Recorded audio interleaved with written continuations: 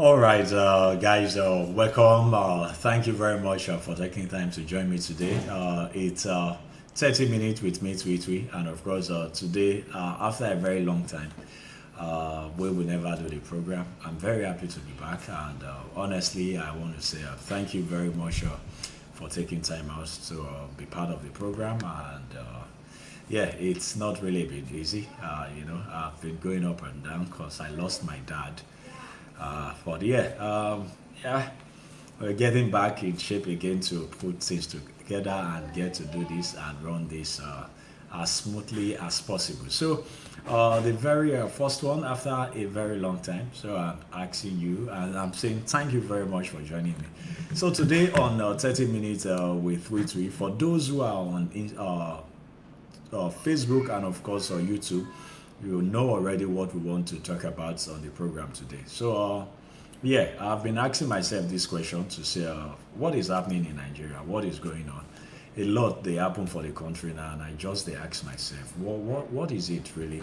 What's the problem, Phoebe? I don't really know what's the problem, Phoebe, but I've just been asking myself this that.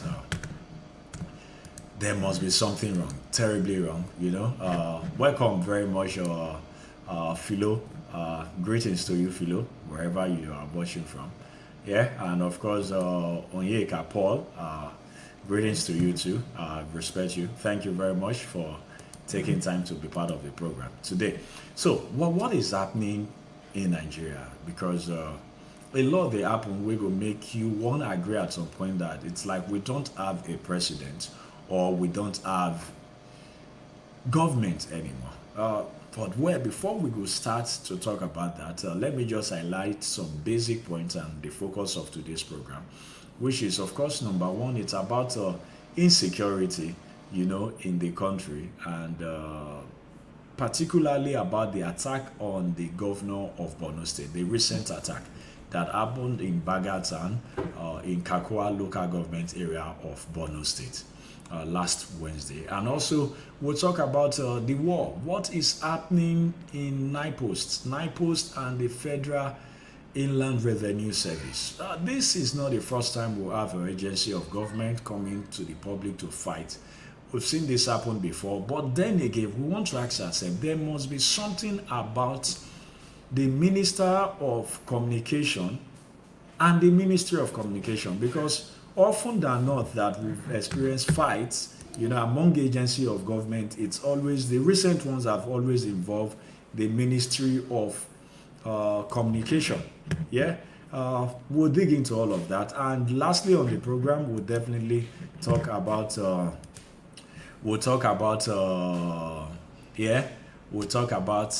something I call the double standard in government, which is, of course, our government is treating the rules, the guidelines set up for COVID-19. And because as it is now, it appears that we have a different standard for different people, and we have different classes in the country. Okay, so Onyeka Paul, Philo, Dave Rachel say Philo will respond to you, yeah? Okay, so guys, we'll just go for a quick break, and when we come back after this break, we'll start with the recent attack on the governor of Borno State.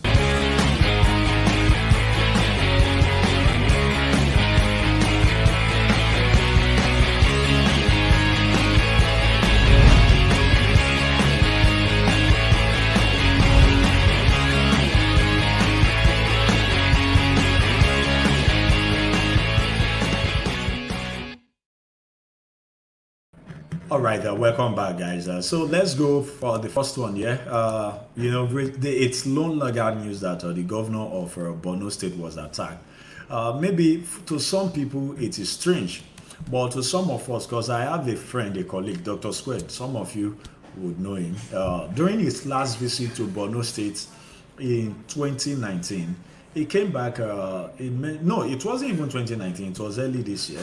Yeah, in March when he traveled. And he returned, and when we're talking about Borno State, he said something particular about the governor, that he has not seen a governor that is as hardworking as the governor of Borno State, Professor Zulum. And now, he gave us further information. I have a handbook about what the man intends to achieve in the states, provided the military will do the necessary, the security forces, to ensure protection of life and property in Borno State. And in particular, the governor said that, there is going to ensure that there is no division in Borno State as whatever ethnic or religious division of any sort. And we've seen the progress. But he said something then that he's scared. And one of the things journalists, so many journalists are really scared because nobody is sure of what can happen next in Borno in terms of guaranteeing the security and the protection of the life of the governor. So when on Wednesday the news broke out that the governor was attacked, to some of us, I was shocked really because it's not expected. But then again, we understand that some of the stories coming out of Borno, especially what the military is saying about the activities in Borno, is not really true. When you talk to people in Borno and you read in pages of newspaper, the military say, oh, we've liberated so town, so community and the rest. And then you speak to some people on the ground, and even some members, some of the troops, you get a different story. And then, as journalists at times, regardless of whatever it is we want to say, when it comes to internal security, we cannot really expose the government. There are some informations that we cannot really disclose because, it's the security of the nation is very important. So it's get to do with that point that you just wonder within yourself, what is going on? In case you are hearing it for the first time, Borno is in trouble. And not just Borno. We are talking about a problem happening in most part of the northeast, and now you have the insurgency, or what they refer to, government would like to call banditry, in the northwest. That tells us that there is a lot going on in the country. And you want to ask yourself again, didn't we, or Nigerians now, maybe not everybody listening to this broadcast now voted for President Muhammadu Buhari, but in terms of the number, our president won the election in 2019, and he won again he won at first in 2015 and then again in 2019. And we can all agree that that is the wish of the people. That is what the people want. The people voted for him because they believe so much on the promises made by his political party and the president himself. And number one thing is security, protection of life and property. And at this stage now, you want to ask yourself, for those who actually campaigned in 2015 that we need a military man with vast experience to come in as the commander-in-chief, that way you have a total control over the military and put checks and balances in the activities of the military, as it has to, in particular, do with insecurity in the northeast, talking about the Boko Haram insurgency. But what we've seen over time is this, that, come on, now to this, that a governor have to come out to say, guys, what I want to say here, because according to the statement he released, that if God to discover that the attack on him wasn't actually an attack by Boko Haram. Yeah, so that in fact, he still wonder why the military, despite the deployment of troops around the Baga, and even for over a year now, there is a Baga town in Kukawa local government area of the state, Borno State, that is still surprising that they still have insurgency. And he was only going to the town, the two communities, Mongono and Baga, on Wednesday, last week Wednesday. His intention was to go and distribute food to the internally displaced person, and then his convoy was attacked. So he has pointed accusing finger at the military, that in fact he can say it's a complete sabotage, that the military is aware of what happened to him. And now the military has also responded that they have to work on that, on the statement credited to the governor, that if the military does not carry out investigation into detail to ascertain what actually happened, now so everybody will continue to run with the story. But then why we want to think that, okay, maybe let's give the military the benefit of the doubt, but then you want to ask yourself that, How come over the years we never fit still stop Boko Haram? This war just dey go on, dey go on. Remember the amount of money wey this government, when they come in and say the military then show, you know, talking about the office of the National Security Advisor, that na another matter for another they do. So at this point, the big question is, should we still be asking if Buhari is competent, or we should just conclude already that we have a president that is not competent? Now, not just for the sake of security, because let's not forget that even on security, over time, people don't shout, say, Oga, it don't reach when you go let the head of the military then go. Make them go. They don't try reach. Bring in new guys and let's see if we'll have changed. Let's see if things will get better.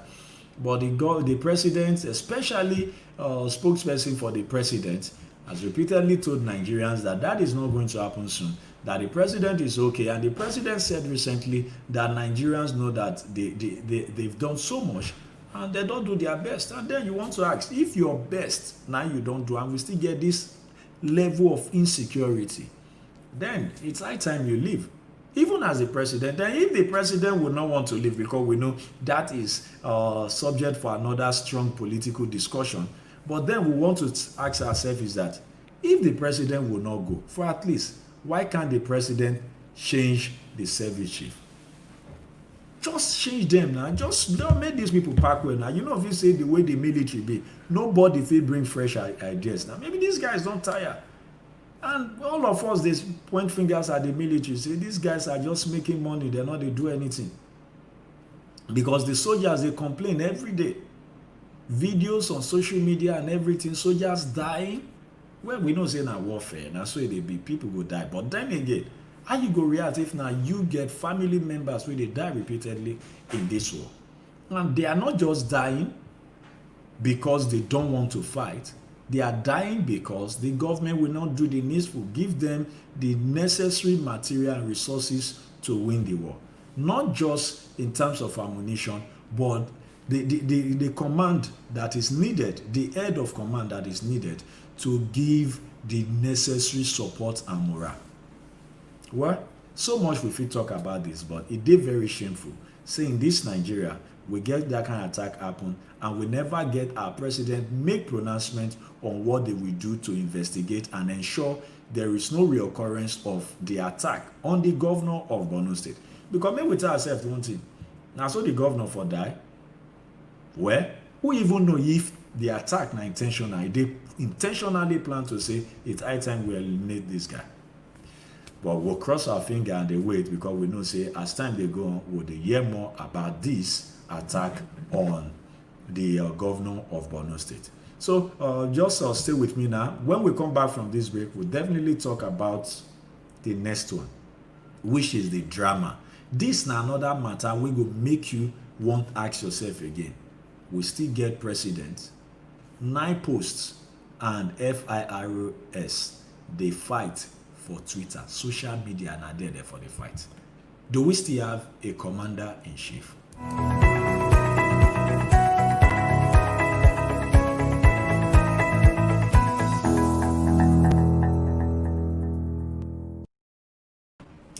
All right, so welcome back now, and of course, this one did very interesting. Now something we, you know, I don't think of since, and now we go start. Might just give you a quick background on this. Now you see, say, my picture they are very small on the other side there. So let me just give a quick background on this. I just make myself the bigger now. So in case you never see, it happened today that.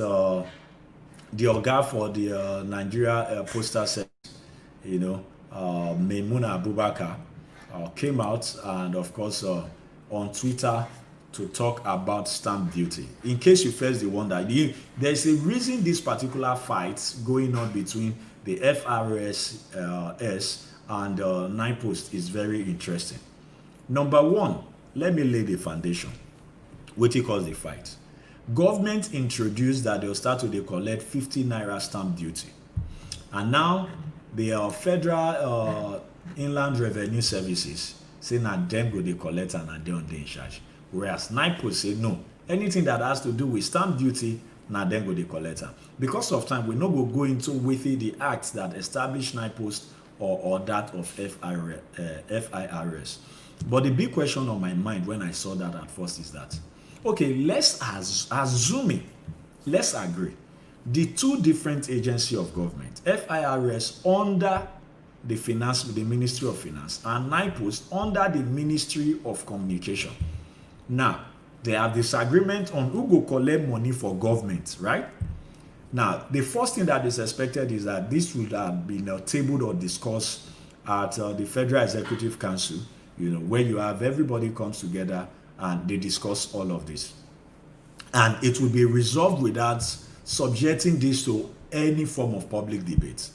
But instead, what happened is that we have a situation where it now becomes a public war, that both agencies took to Twitter to address this issue. It's look as if they do not even have a supervising ministry, and that the supervising ministry is just completely handicapped. Because let's not forget something recently happened when NIPOST went on Twitter to address the need that those who are into courier services will have to pay a humongous sum of money, and this led to public outcry. A lot of people condemned that action, and we saw what happened next, that the Minister for Communication, Issa Pantani, came out to address the issue on Twitter, and he informed Nigerians that he had immediately communicated to NIPOST to suspend that action, that it will be subject to review. So we're going to ask ourselves one question, say, okay, so a Minister for Communication, you don't know what the agency under you won't do. So now look at the level of the KO. If the minister does not know, Nigerians, pay attention to this. So if the minister does not know what agency under him, what they won't do until he see the thing for social media, come now tell me, Buhari know what in ministers then they do? Yeah. So what does that mean? It means that we do not have a president. We do not have a commander-in-chief. If we have a commander-in-chief, there is no way this thing will happen immediately. Should have led, at least they're supposed to sanction them, right? We should see somebody losing their job. It shouldn't be something where they just sit back in their office and the last we hear of this is we hear nothing. We'll just see everybody go silent. Now, away from the shameful display in public, you want to ask yourself again, if truly the federal government of Nigeria, is implementing to the fullest this treasury single account.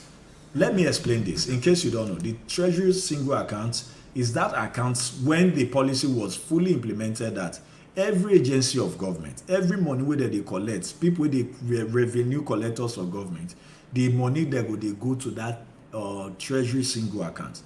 Now, where the confusion comes is that if this money is going to the treasury single account, why NIPOST and FIRS can't they fight over who go collect stamp duty?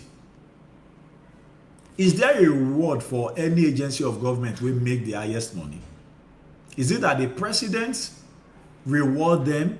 Is that reward constitutional? So what is going on? Why should we have two agencies of government coming out to fight over who collects what revenue? Since we've established that the money will go into the same purse and it's government's money, so why are they fighting over it? This is a pointer that the level of corruption where they go on in this government, it go surprise everybody by the time where the government leave office. Because if there's no corruption, why they go they fight? Remember, then again, the last thing I want to talk about this is that what is that thing about the Ministry of Communication that almost every time issues won't happen, they always come out from the Ministry of Communication? Is it that the Minister of Communication is so upright that he will not allow illegality? Or is it that he's so corrupt that it cannot be seen to be upright? Because let's not forget what happened between the Ministry of Communication and the office of the Nigerian NICOM led by Abike Dabiri over an office, and they fight. The video is still there on social media. Remember the warfare. I can still play back that video. I think I have a video of Abike Dabiri addressing that issue. So you want to ask yourself, what is going on really?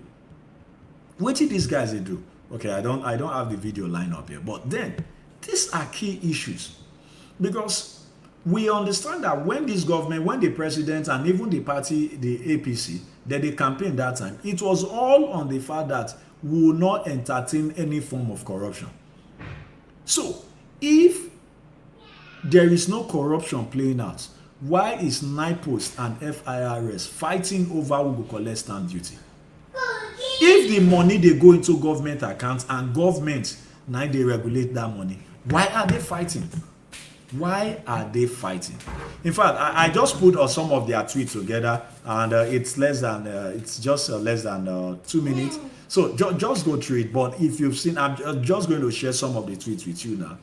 And after that, I'll come to address one particular thing, which I think it's an issue we have to address in this country.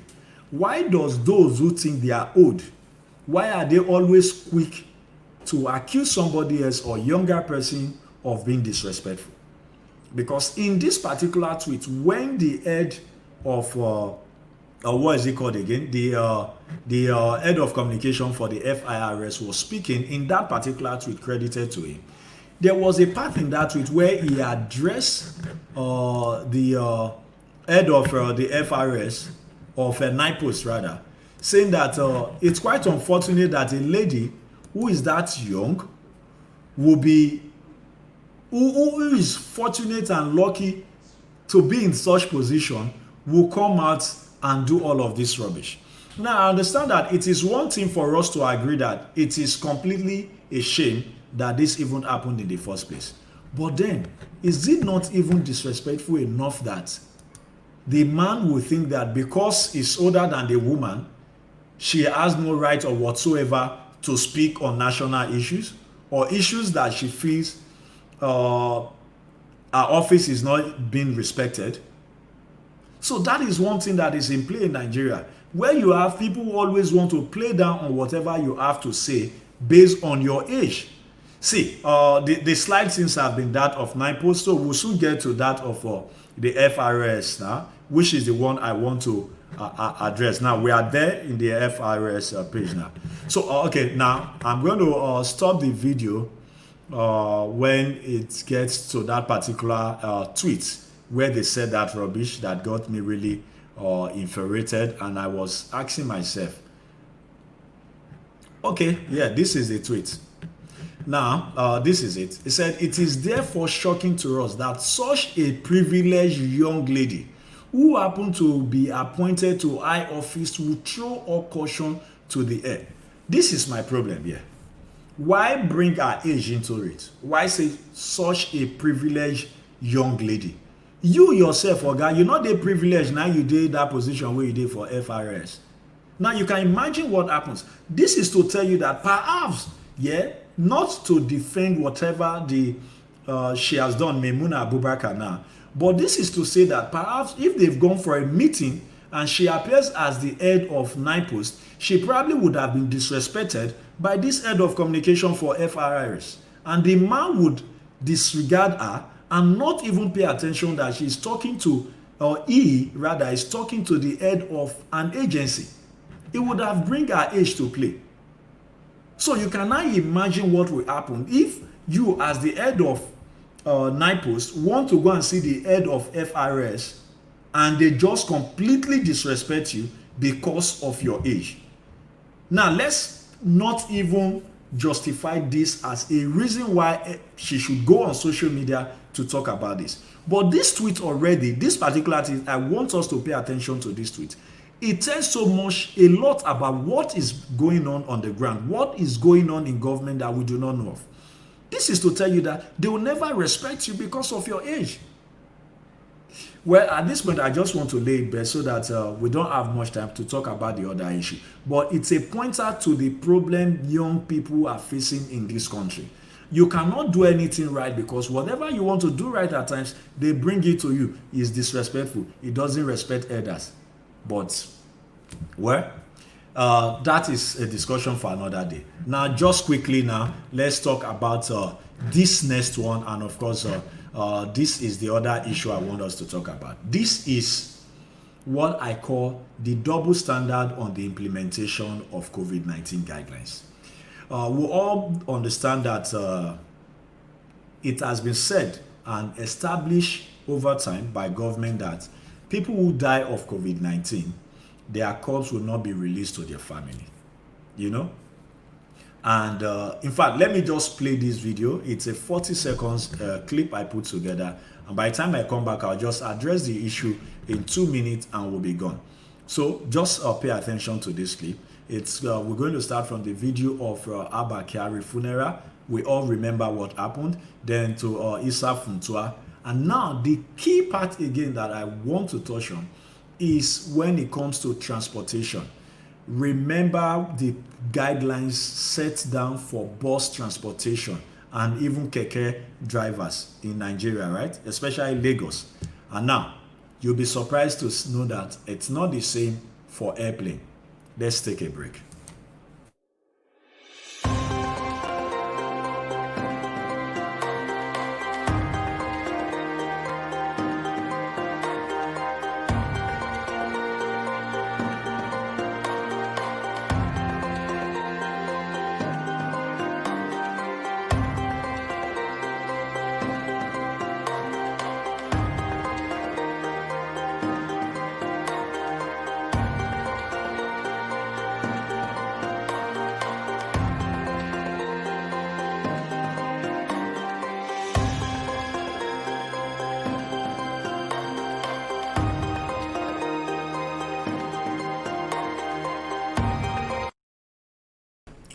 All right, that is what I want us to see. Because of our time now, I'm just going to establish this now.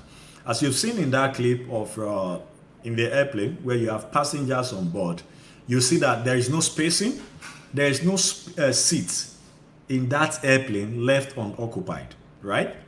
Now, it is not the same for the bus. You saw what happened in the bus, right? So this is my concern. Because I've listened to people say, oh, for air transport, you know, it's very expensive. And if they not carry all the to full capacity, they don't make money. May we not forget one thing.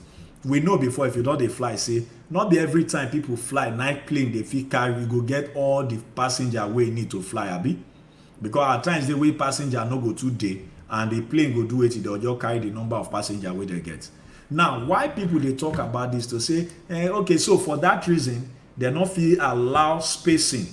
The same guideline where they put for buses, right? Where they say bus no go load 2 for front again and 1 go dey front. For the next seat, they go space themselves 2 inside and all of the rest. Nobody they consider how that go take affect the cost of transportation. So if bus drivers decide not to increase the transport fare, it simply means that they go dey run at loss or not even make profit at all. And now for bus driver to want make profit, wetin they will do? They increase the cost of transportation. And who it go affect? Na motoring, passengers, right? So wetin we don see clearly be say government in everything that they do, they get one standard for themselves and they get the other one for the masses.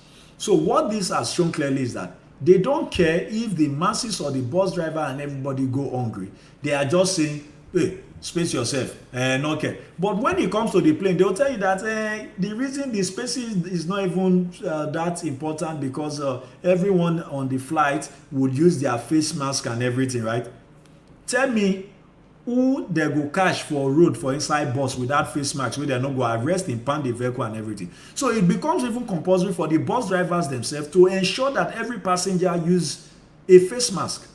So if you can allow a plane to carry in full capacity, to be loaded in full capacity, why can you not allow the same for buses?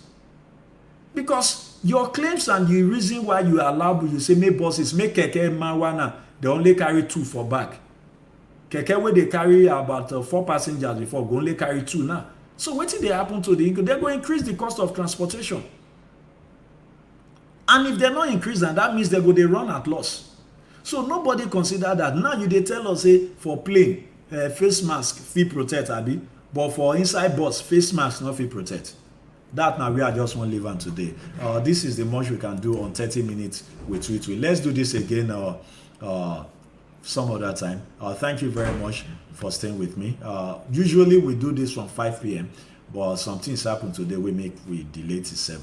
Yeah, so we do this next time. Do not forget, today we just talk about what did happen for Nigeria, the attack on the governor of Borno State, and of course the stamp duty war between NIPOST and FRS, and then again, you know, the double standard on implementation of COVID-19 guidelines.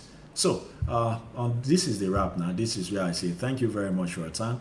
And don't forget, you still want to ask yourself if we have president, or maybe we just conclude say we not get president, we not get government again. Now you will feel answer that question. I don't ask. Bye from me, Twitwi.